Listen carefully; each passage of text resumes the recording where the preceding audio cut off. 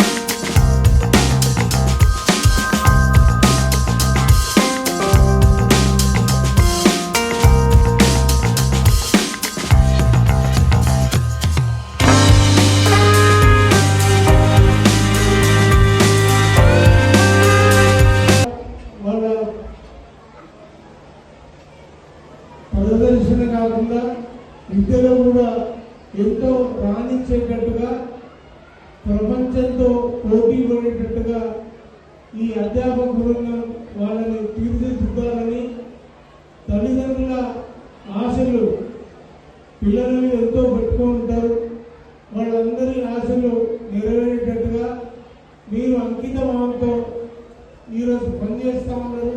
అదే రకంగా